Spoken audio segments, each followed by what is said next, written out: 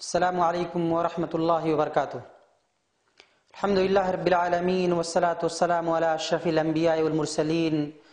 نبینا محمد وعلی آلہ واصحابہ اجمعین ومن تبعہم باحسان الی یوم الدین، اما بعد۔ اعوذ باللہ من الشیطان الرجیم، بسم اللہ الرحمن الرحیم۔ ولا یغتب بعضکم بعضا ایحب احدکم ان یأکل لحم اخیہ میتا فکرہتموہ۔ سامعین کرام،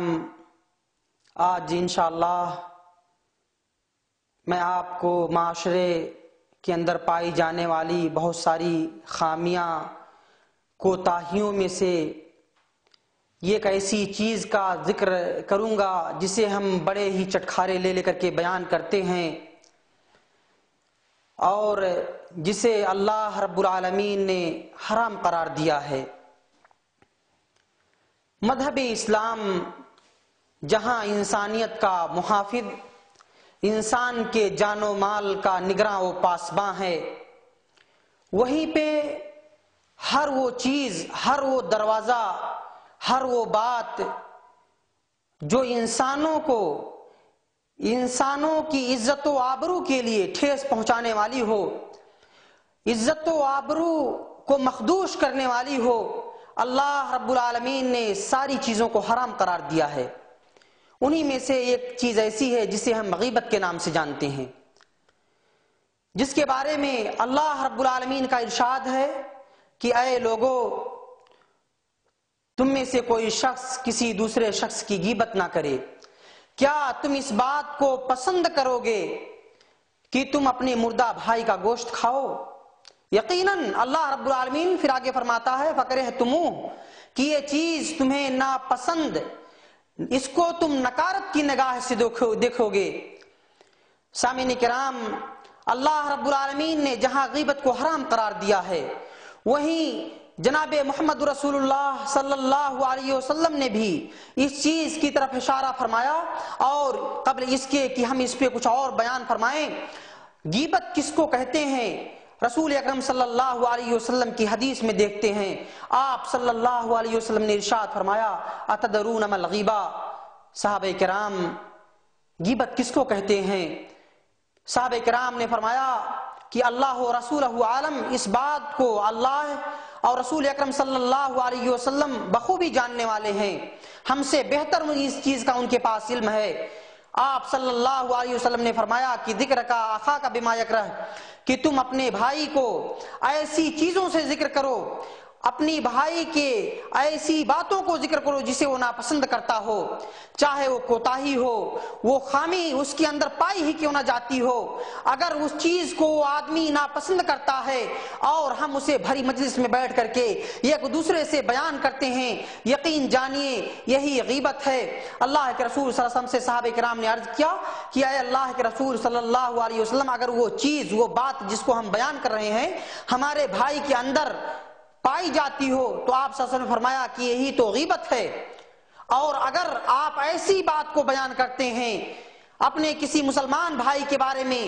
جو بات، جو برائی، جو خامی اس کے اندر نہیں پائی جاتی ہے، تو یہ بہتان تراشی ہے، اور جس کا حکم شریعت کے اندر 80 کوڑا، اور اللہ رب العالمین نے اور بہت سارے احکام اس کے متعلق ذکر کیے ہیں۔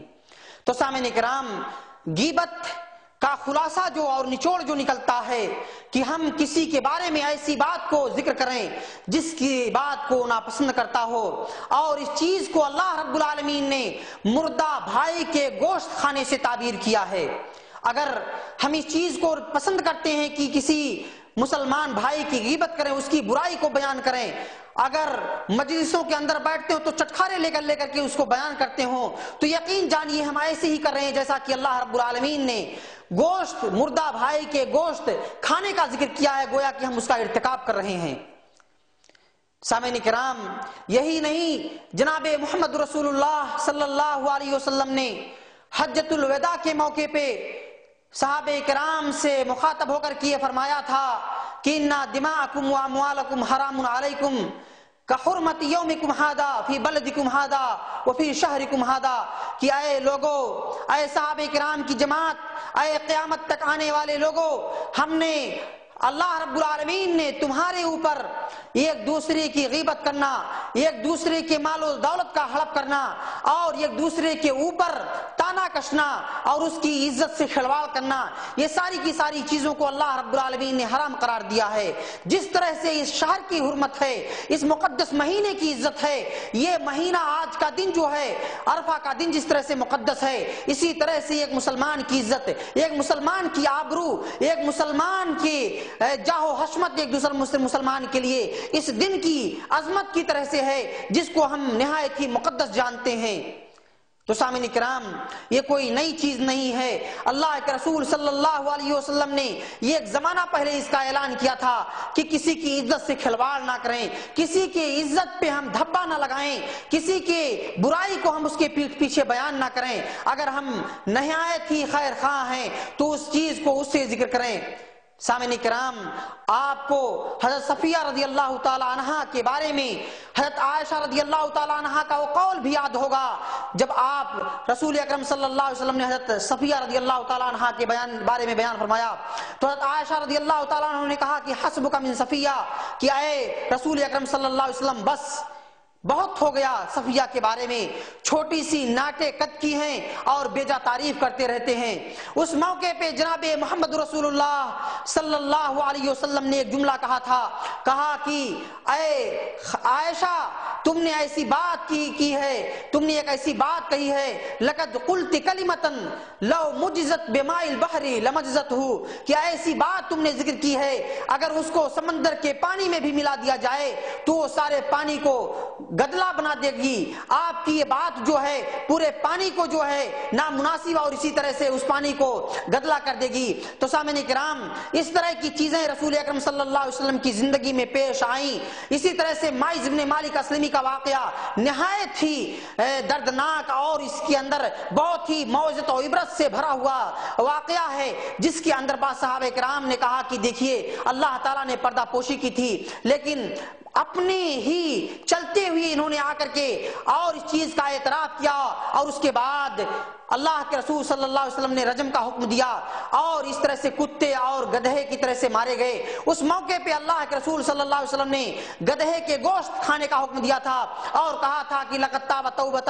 ایسی توبہ انہوں نے کی ہے اگر پوری امت کے درمیان اس کو بانٹ دیا جائے تو توبہ کافی ہو جائے گا۔ لیکن سامعین کرام، ہم کسی کی عزت سے کھلواڑ کریں، کسی کی غیبت کریں، کسی کے پیٹھ پیچھے اس کی برائی بیان کریں، یہ شریعت اسلامیہ نے حرام قرار دیا ہے۔ یہی نہیں، دنیا میں جہاں بہت ساری چیزیں حسد، کینہ اور کپٹ اس سے پیدا ہوتے ہیں، مرنے کے فوراً بعد قبر ہی سے اس کا سلسلہ، عذاب کا سلسلہ شروع ہو جاتا ہے۔ ابو داؤد کی بخاری شریف کی روایت ہے، مرہ رسول اللہ صلی اللہ علیہ وسلم بقبرین، کہ رسول اکرم صلی اللہ علیہ وسلم دو قبر کے بیچ سے آپ کا گزر ہوا اور آپ نے فرمایا کہ دونوں کو عذاب ہو رہا ہے۔ ایک ان میں سے ایک شخص کے بارے میں فرمایا کہ یہ غیبت کیے ہوئے پھرتا رہتا تھا، ایک دوسرے کی پیٹھ پیچھے برائی کیا کرتا تھا، اسی کی وجہ سے اس کو آج اس قبر میں عذاب مل رہا ہے۔ تو سامعین کرام، یہ تو دنیا کا عذاب ہے، اسی طرح سے آخرت کا وہ عذاب جس کے بارے میں رسول اکرم صلی اللہ علیہ وسلم جب معراج پہ گئے تھے اور آپ کو ساری چیزیں دکھائی گئی تھی، اس میں سے بعض لوگوں کو ایسا دکھایا گیا تھا جو لوگوں کی اپنے چہرے کو نوچ رہے ہیں، اپنے چہرے کو زخمی کر رہے ہیں۔ رسول اکرم صلی اللہ علیہ وسلم نے پوچھا کہ یہ کون لوگ ہیں؟ تو آپ صلی اللہ علیہ وسلم سے بتایا گیا، کہا کہ ایسے لوگ ہیں جو دوسروں کی غیبت کیا کرتے تھے، دوسروں کی عزت کو مٹیا میل کیا کرتے تھے، دوسروں کی عزت سے کھلواڑ کیا کرتے تھے۔ تو سامعین کرام، اللہ رب العالمین سے دعا ہے کہ اللہ تعالی ہمیں غیبت کرنے سے بچائے، ہمیں اللہ رب العالمین نیک کام کرنے کی توفیق عنایت فرمائے، جب تک دنیا میں زندہ رکھے، اسلام اور ایمان پہ زندہ رکھے، اور غیبت کی حرمت کو ہم اپنے دلوں میں مجزن کر لیں۔ آمین، تقبل یا رب العالمین۔ السلام علیکم ورحمۃ اللہ وبرکاتہ۔